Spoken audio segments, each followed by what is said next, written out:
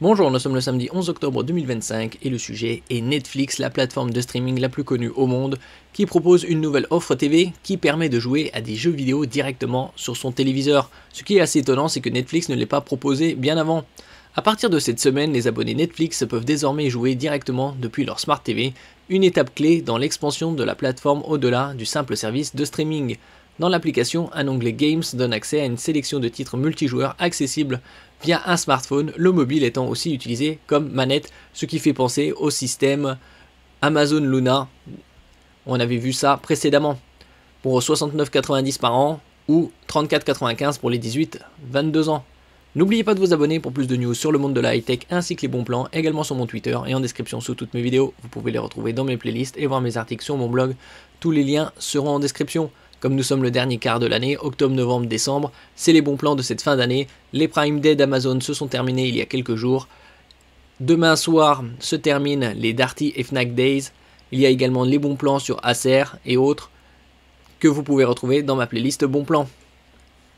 Une première collection de jeux de type Party Games.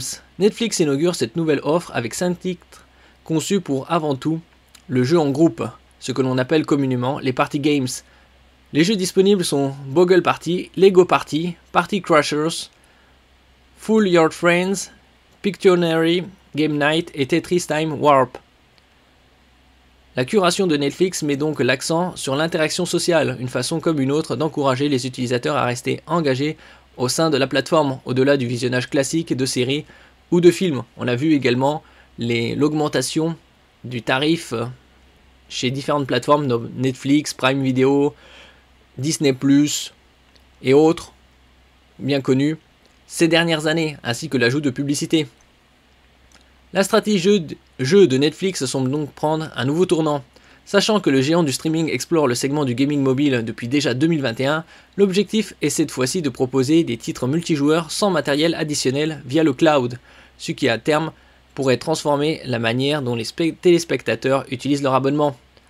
Avec les connexions internet, on l'avait vu ça précédemment, 93% des locaux en France ont un accès à la fibre optique et plus de 3/4 des abonnements à internet sont des abonnements fibre optique.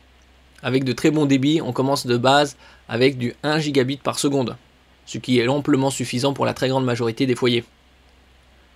Qu'on se le dise donc, Netflix n'est plus seulement une plateforme de streaming, mais devient aussi un acteur de jeux vidéo social sur grand écran. Reste à voir si cette stratégie saura fidéliser les joueurs à long terme, et bien évidemment s'il n'y a pas de hausse tarifaire dans les années à venir. Merci pour votre écoute, et à la prochaine.